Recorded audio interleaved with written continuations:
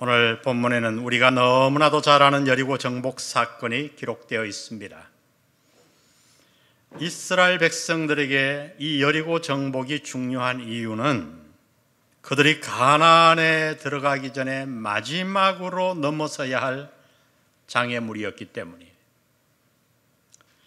가나안은 하나님이 이스라엘 백성들에게 친히 주신 약속의 땅이었습니다. 그러나 하나님이 약속하셨다고 그 땅이 저절로 취해지지는 않았어요. 하나님이 약속하신 땅을 이스라엘 백성들이 차지하기 위해서 그들은 여리고를 넘어서야 했던 거예요. 여러분, 이것이 바로 하나님이 우리를 인도하시는 방식이에요. 오늘도 마찬가지입니다. 우리는 예수 믿어 하나님께로부터 엄청난 축복들을 약속받았잖아요. 천지를 지으신 하나님의 자녀의 특권을 우리가 얻게 되었고, 이 땅에서 하나님을 아버지로 모시고 무엇이든지 간구하고 기도하면 아버지께서 친히 다 들으시고 이 땅을 사는 동안 우리를 눈동자같이 보호해 주신다고 하는 수많은 축복의 약속들을 우리는 이미 받았습니다. 그러나 여러분, 왜 어떤 성도들은 여전히 이 축복들을 삶 가운데 누리지 못하고 있는 걸까요? 아니, 왜 우리는 그 놀라운 하나님의 축복과 약속들을 종종 놓치며 살아가고 있습니까? 그 이유는 바로 우리가 우리 앞에 놓인 여리고를 넘어서지 못하기 때문이에요. 이스라엘 백성들이 가나안의 축복을 누리기 위해 여리고를 정복해야 했듯이 오늘 우리도 하나님이 내게 약속하신 것들을 삶 속에서 내가 누리기 위해서는 우리의 인생을 막아서는 여리고를 반드시 넘어서야 합니다. 오늘날 우리의 인생을 막아서는 여리고는 여러 가지 모습으로 우리에게 다가와요. 먼저는 나를 둘러싸고 있는 힘든 환경의 모습으로 다가옵니다. 사업의 실패, 갑작스러운 질병, 코로나와 같은 피할 수 없는 팬데믹의 고난들. 그런가 하면 어떤 여리고는 내 안에 남아있는 죄의 모습으로 찾아옵니다. 고쳐야 할 것을 뻔히 알면서도 고치지 못하는 나의 나쁜 습관들, 늘 후회하면서도 빠지고 마는 잘못된 생각과 행동들, 극복하고 싶지만은 내 마음 깊은 곳에 남아 내 인생을 붙잡아 매는 수많은 내 마음에 남아있는 상처들. 여러분, 이것이 우리 앞에 놓인 여리고예요. 그것이 무엇이든 하나님이 우리에게 약속하신 그 약속들을 내가 누리기 위해 우리는 그 여리고를 넘어서야 합니다. 여러분, 우리의 인생을 가로막고 있는 이 여리고를 우리가 어떻게 넘어설 수 있을까요? 하나님은 감사하게도 오늘 본문에 그 해답을 기록해 놓으셨어요. 하나님은 본문을 통해 우리의 인생을 가로막는 여리고를 넘어서기 위해 우리가 해야 할 일 두 가지를 강조하십니다. 우리 첫 번째 것들을 다 같이 한번 읽어봅니다. 시작. 하나님의 방법을 믿고 예배에 집중하라. 하나님의 방법을 믿고 예배에 집중하라. 오늘 이 여리고 정복이 주목받는 이유는 전쟁의 방법이 전혀 우리의 상식과 맞지 않기 때문이에요. 여리고는 당시 가나안에 존재했던 가장 오래되고 가장 강한 성이었지요. 고고학자들에 의하면 그 여리고 성은 그 역사가 1만 년이 넘는다고 해요. 그 성은 성의 높이가 9m나 되었어요. 아파트 3층의 높이. 지금은 아무것도 아니지만 그 당시에는 엄청난 높이였죠. 두께는 얼마나 되었는가? 4m에서 5m. 그런데 그런 성벽이 간격을 많이 띄워 이중으로 서 있었어요. 한마디로 말하면 그 성은 함락하기가 매우 어려운 난공불락의 성이었던 겁니다. 그런데 그 성을 함락하기 위한 하나님이 가르쳐 주신 방법은 너무 이상했어요. 3절에 보세요. 너희 모든 군사는 그 성을 둘러 성 주위를 매일 한 번씩 돌되 엿새 동안을 거리하라.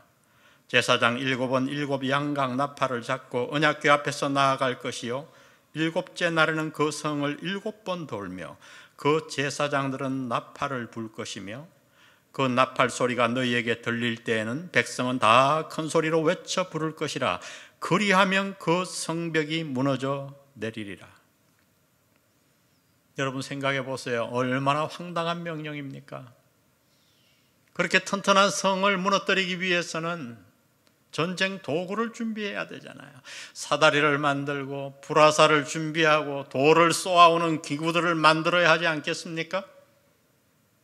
그런데 하나님은 그런 무기들은 전혀 준비시키지도 않고 나팔과 언약궤만을 준비하라고 말씀합니다.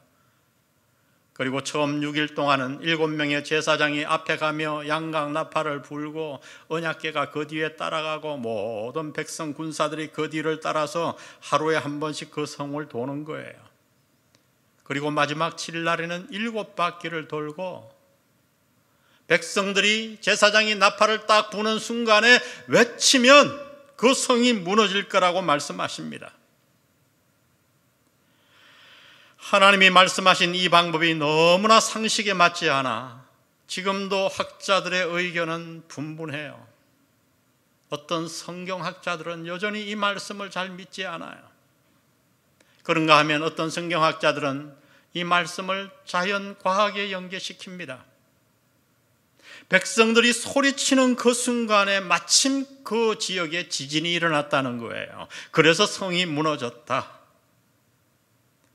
그러나 여러분, 우리는 그러한 주장들에 우리의 에너지를 낭비할 필요가 없어요.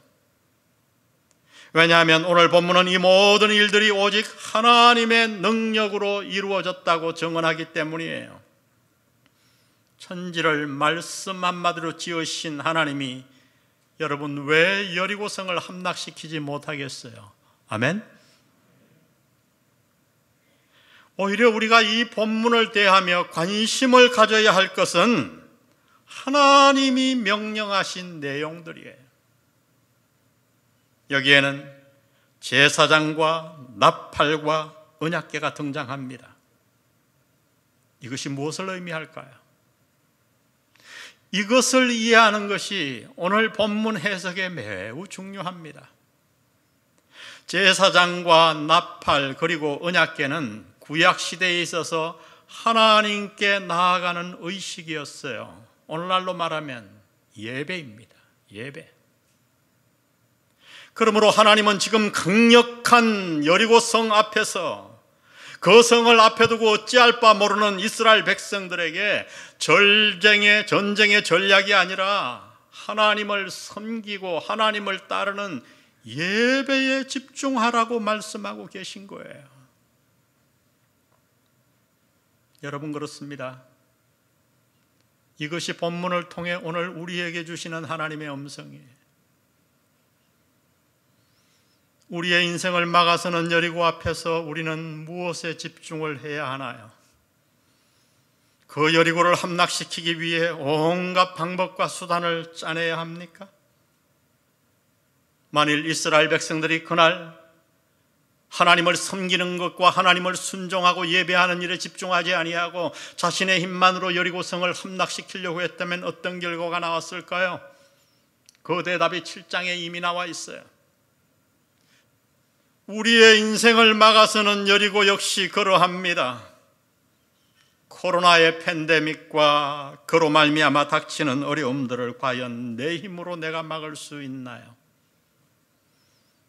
어느 날 훌쩍 찾아온 심각한 질병을 나의 지혜와 노력으로 물리칠 수 있나요? 평생을 노력해도 고쳐지지 않는 죄된 습관들을 과연 내 노력만으로 없앨 수 있나요?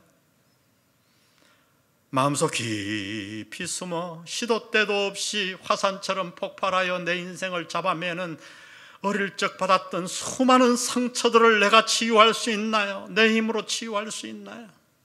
없습니다. 하나님은 이것을 아신 거예요.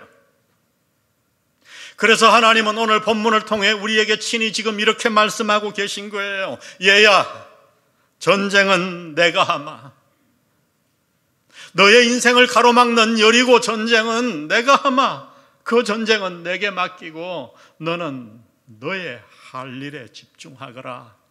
나에게 순종하고 나를 섬기고 하나님의 나라를 찾고 하나님을 예배하는 일에 집중하거라. 그러면 전쟁은 내가 해결하마.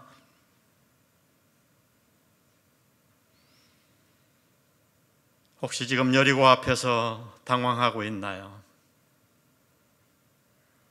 그렇다면 오늘 본문을 통해 주시는 하나님의 음성에 귀를 기울이시기를 바랍니다.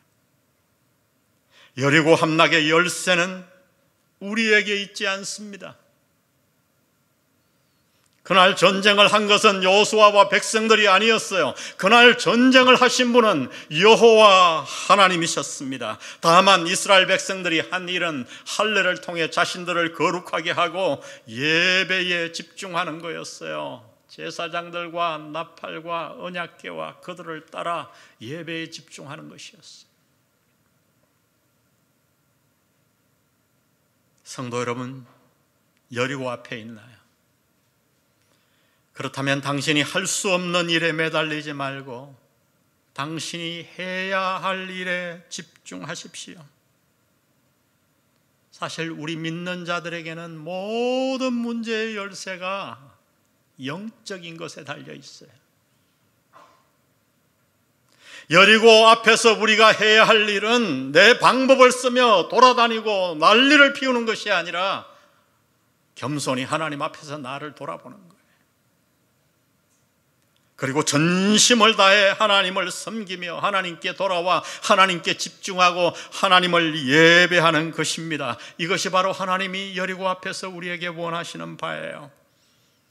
우리가 이렇게 우리의 영적 상태를 하나님 앞에서 올바로 하면 우리의 여리고는 물러갈 줄 믿습니다. 전쟁은 여호와께 속한 것인 줄 믿습니다. 우리의 인생을 가로막는 여리고를 어떻게 넘어설 것인가? 우리는 하나님의 방법을 신뢰하고 예배에 집중해야 합니다. 두 번째로 하나님이 우리에게 말씀하시는 것, 우리 다 같이 읽어봅니다. 시작. 침묵 가운데 기도의 깊은 곳으로 나아가라. 침묵 가운데 기도의 깊은 곳으로 나아가라. 여리고를 정복하는 방법을 말씀하시며 그 모든 방법이 이상했지만은 하나님은 더 이상한 명령 한 가지를 내리십니다. 10절에 보세요. 여호수아가 백성에게 명령하여 이르되 너희는 외치지 말며 너희 음성을 들리게 하지 말며 너희 입에서 아무 말도 내지 말라. 한마디로 침묵하라는 거예요. 하나님은 같은 명령을 3번이나 반복하여 강조하십니다. 왜일까요? 왜 하나님은 여리고성을 도는 그들에게 침묵을 이렇듯 강조하셨을까요? 아니, 질문을 바꾸면 왜 인생의 여리고 앞에선 우리에게 하나님은 지금 침묵을 요구하시는 것입니까? 그 이유를 알기 위해 우리는 잠시 우리의 내면과 본성의 눈길을 돌릴 필요가 있습니다. 우리는 누구인가? 아니, 우리의 저 깊은 마음 본성에는 무엇이 있는가? 우리 모두는 내 안에 있는 본성을 주목하기를 싫어해요. 왜요? 우리 안을 가만히 들여다보면 그 안에는 남들에게 얘기하고 싶지 않은 부끄러운 것들이 너무 많거든요. 저 역시 예외가 아니에요. 이것이 타락한 육신을 가진 우리 모두의 본성이에요. 바울은 그 본성들을 파헤치고 이렇게 우리에게 가르쳐 주었습니다. 로마서 1장 28절에 보니 또한 그들이 마음에 하나님 두기를 싫어하며 하나님께서 그들을 그 상실한 마음대로 내버려 두사 합당하지 못한 일을 하게 하셨으니 곧 모든 불의, 추악, 탐욕, 악의가 가득한 자요 시기, 살인, 분쟁, 사기, 악독이 가득한 자요 수군수군하는 자요 비방하는 자요. 우리의 타락한 본성을 말하면서 바울은 지금 한 가지를 강조하는데 그게 뭔지 아세요? 말로 짓는 죄를 강조합니다. 말로 짓는 죄. 그렇죠. 우리 모두는 어려움에 직면하면 말로 죄를 많이 지어요. 인생의 여리고 앞에 닥치면 우리가 흔히 범하는 죄가 무엇인가? 그것은 바로 불평과 원망이에요. 이스라엘 백성들을 한번 보십시오. 그들은 어려움을 당할 때마다 불평하고 원망했어요. 홍해에 이르러 추격해오는 애굽 군대를 보자마자 그들은 모세를 원망합니다. 그리고 외칩니다. 애굽에 매장지가 없어 당신이 네가 우리를 이곳으로 이끌어 죽게 하느냐? 차라리 애굽 사람을 애굽에서 섬기는 것이 광야에서 죽는 것보다 낫지 않겠느냐? 출애굽한 지가 얼마나 됐다고요? 신광야에 이르러 배가 고프자 그들은 이렇게 원망하죠. 출애굽기 16장에 보니 이스라엘 자손 온 회중이 그 광야에서 모세와 아론을 원망하여 이르되 우리가 애굽 땅에서 고기 가마 곁에 앉아 배불리 먹던 때에 여호와의 손에 죽었더라면 좋았을 것을. 여러분, 이 기막힌 말을 듣습니까? 그들은 이런 말들을 입으로 뱉어냈어요. 오늘 이 여리고와 성 앞에 선 이들의 상황은 어떨까요? 그들의 상황도 어려웠어요. 자칫 잘못하면 자신들뿐만 아니라 자녀들이 다 죽게 생겼어요. 생각해 보세요. 그 견고한 여리고성을 도는데 무기 하나 없이 돌래요. 제사장과 나팔과 벗개만 가지고, 언약궤만 가지고. 그러다가 그들이 화살을 쏘면요, 문을 열고 나와 그들을 무기로 공격하면요, 이 위험한 상황 속에서 하나님이 그런 명령을 내리신 거예요. 그러니 그들 마음에 왜 불평이 생기지 않았겠어요? 하나님, 해도 이거 너무한 거 아닙니까? 우리를 다 죽이려고 작정하셨습니까?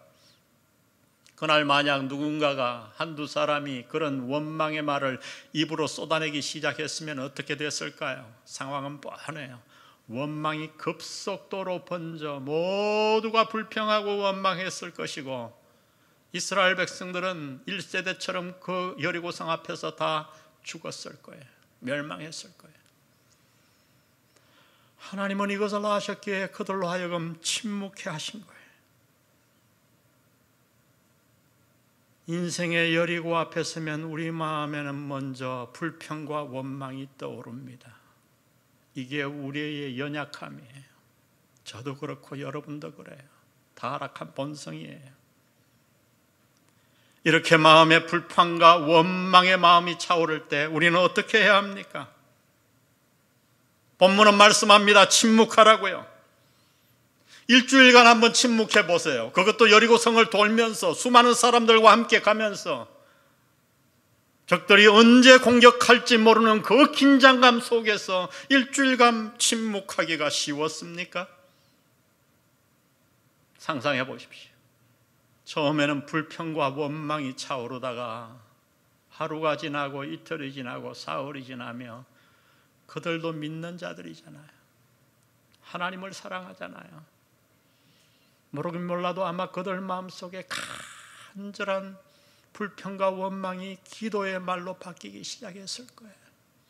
돌면서 하나님 도와주세요. 하나님 도와주세요. 우리를 살려주세요. 이 여리고를 해결해 주세요. 왜 기도하지 않았겠습니까?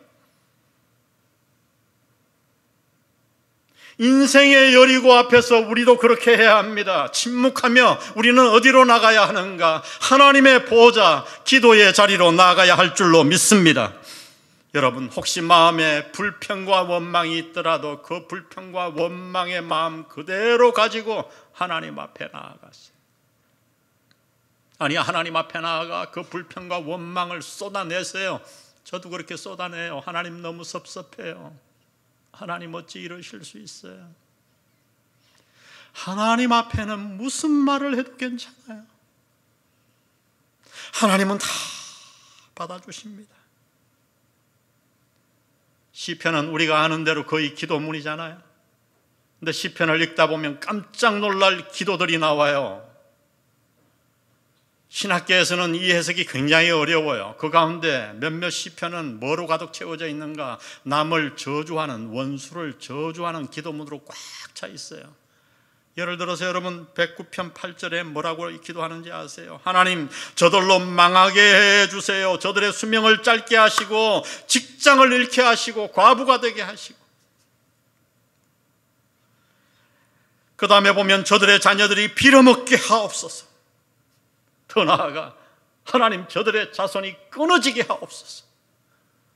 여러분, 이것이 시편 기자가 하나님 앞에 드린 기도예요. 하나님 앞에는 무슨 말이라도 다 괜찮아요. 하나님은 이해하시고 받아주십니다. 신학자들은 생각합니다. 그러면 왜 하나님께서 이런 저주의 기도, 말도 안 되는 기도를 받아주시는가? 그 이유가 있어요. 그렇게 하나님 앞에서 말을 쏟아내고 마음을 털어놓을 때 그 마음이 치유돼요. 그리고 기도해 본 사람은 알아요. 기도의 깊은 자리로 들어가면 하나님이 우리의 마음을 만지세요.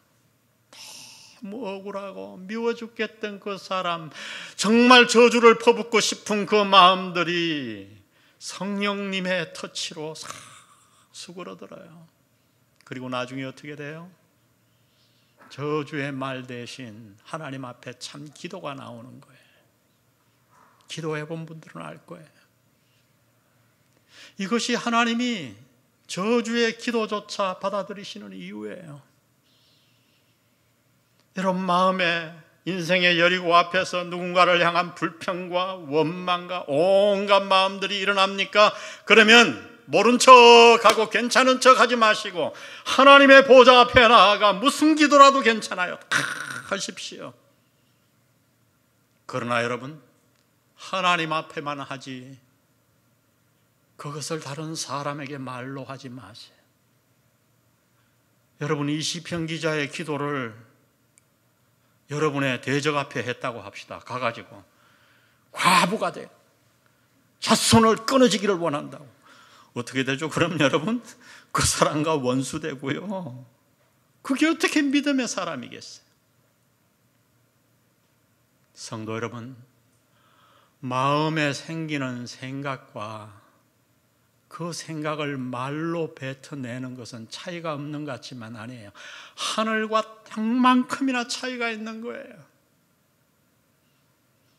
그러므로 마음에 어려움이 있고 불평과 원망이 있거든 하나님의 보좌 앞에 나아가세요. 기도 시간에 그것을 다 털어놓으세요. 사람 앞에서 하지 마십시오.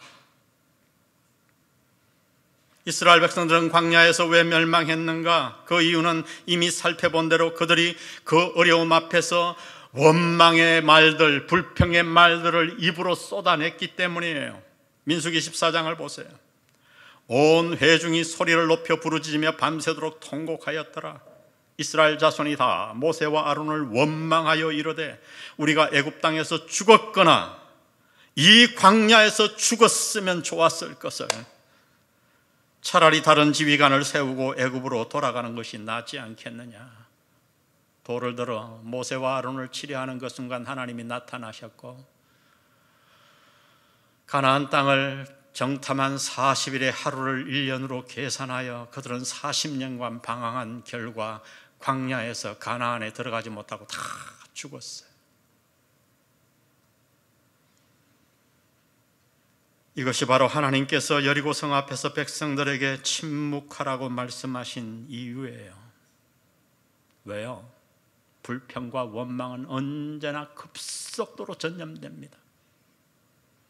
여리고성 앞에서 그들이 그렇게 원망했다면 1세대들처럼 그들은 가나안을 목전에 두고 2세대도 다 멸망할 것을 아셨기 때문이죠. 성도 여러분, 어려운 순간 여리고 앞에서 당신이 원망과 불평의 말을 입 밖으로 내는 그 순간 당신은 하나님 앞에 죄를 짓는 거예요. 아니, 그보다 훨씬 더 큰 죄를 짓는 겁니다. 무엇입니까? 여러분의 이웃과 사랑하는 가족들을 원망케 하고 불평케 함으로 그들을 멸망으로 밀어넣는 거예요. 그러면 여러분, 인생의 여리고 앞에서 특별히 가정에서 조심하십시오. 여러분의 자녀들에게 특히 불평과 원망의 말을 하지 않도록 매우 조심하세요. 여러분, 그렇게 하면 여러분은 자녀들에게 동물을 들어붙는 거예요. 그 자녀들은 자라나서 또 불평하고 또 원망합니다. 가정이 무너집니다. 교회 공동체가 무너지는 거예요.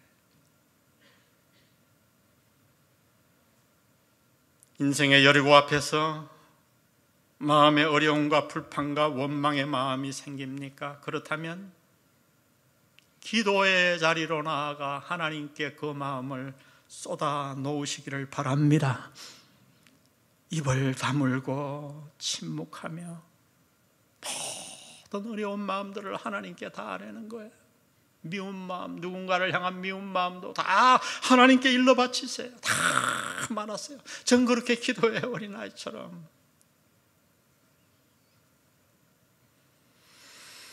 그러면 놀라운 일이 생겨요.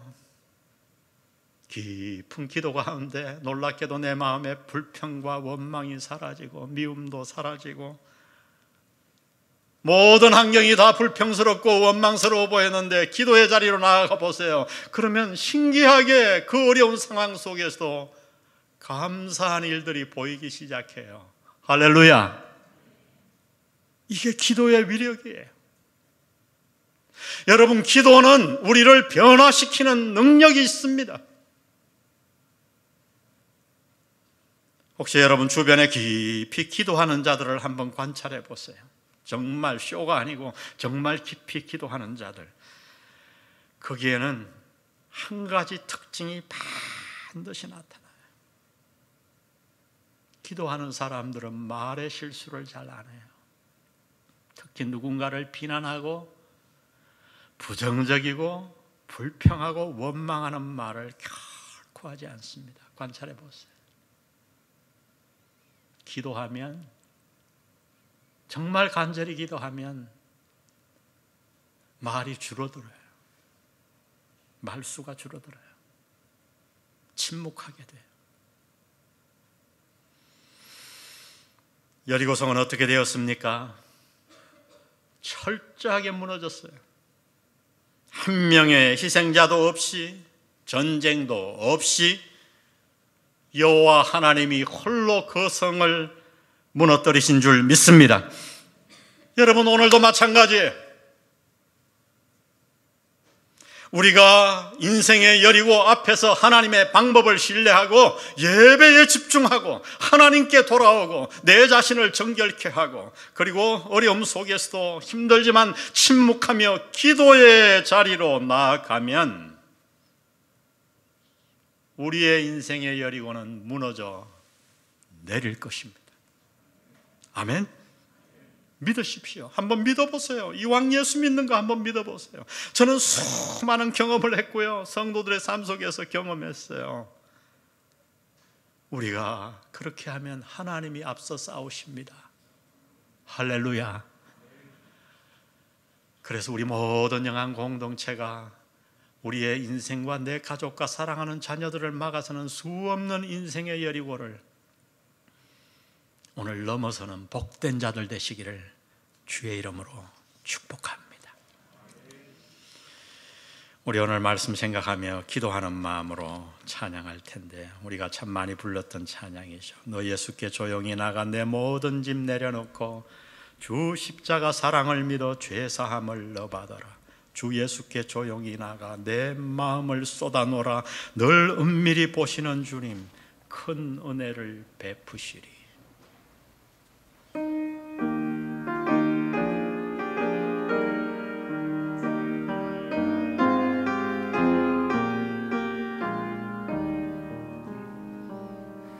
너 예수께 조용히 나가 내 모든 짐 내려놓고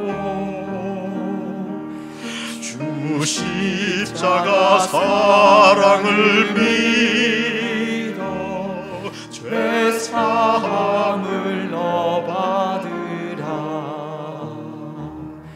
주 예수께 조용히 나가 내 마음을 쏟아놓으라.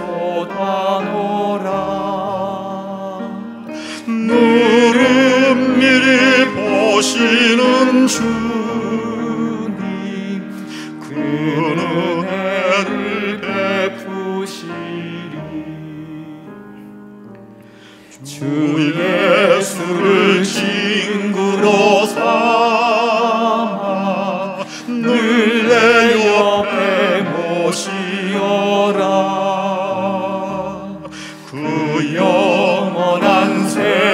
평생 물에 내 마른 목축이어라. 주 예수께 조용히 나가 내 마음을 쏟아놓으라. 늘은 미리 보시는 주님 그 은혜를 베푸시리. 주 예수께 조용히 나가 주 예수께 조용히 나가 내 마음을 쏟아놓으라. 늘은 미리 보시는 주님 그 은혜를 베푸시리. 우리 한 2, 3분간 기도하고 돌아갑니다. 성도 여러분, 지난 세월 인생의 여리고 앞에서 여러분은 어떻게 하셨던가요? 아니, 지금 인생의 여리고, 여전히 다가오는 여리고 앞에서 여러분은 무엇을 하고 있습니까? 오늘 하나님의 이 음성에 반응하십시다. 반응하십시다. 얘야, 당황하지 말고 내 앞으로 나오거라. 내 앞으로 나와. 내가 너를 기도의 자리에서 만나기 원한다. 그리고 너의 마음을 정리하고 영적인 상태를 조율하면 여리고성은 내가 해결할 거야. 내가 해결할 거야. 우리 모두 이 말씀 먹고 주님 앞에 기도하고 돌아가십시다. 기도하겠습니다. 하나님 아버지, 우리의 인생의 여리고, 우리의 인생을 막아서는 여리고, 하나님 아버지, 우리가 그 여리고 앞에 하나님 앞에 말씀을, 권면의 말씀을 들었습니다. 여리고 앞에 어떻게 행동해야 할까를 들었습니다. 하나님 아버지, 오늘 백성들에게 말씀하신 여전히 능력이 있으시고 과거 여리고를 무너뜨렸던 하나님, 살아계신 하나님 여호와 하나님 앞에 우리가 하나님을 섬기는 예배에 집중하게 하시고, 무엇보다 아버지 하나님, 기도의 자리로 깊이 나아가는 우리 성도들이 되게 도와주옵소서. 아버지 하나님, 인생의 여리고 앞에서 우리 영한 성도 공동체가 기도의 자리로 나아가기를 원합니다. 하나님의 보좌 앞으로 나아가기를 원합니다. 그래서 여호와 하나님의 역사심을 우리 모두가 목도하게 도와주시고, 참 하나님이 약속하신 가나안 땅 축복을 남김없이, 한 명도 남김없이 우리 모두가 다 받는 모두가 되게 하나님 도와주시옵소서. 도와주옵소서. 주 예수께 조용히 내 마음을 쏟아놓으라. 내 마음을 쏟아놓으라. 늘 미리 보시는 주님, 늘은 미리 보시는 주님 그 은혜를 베푸시리.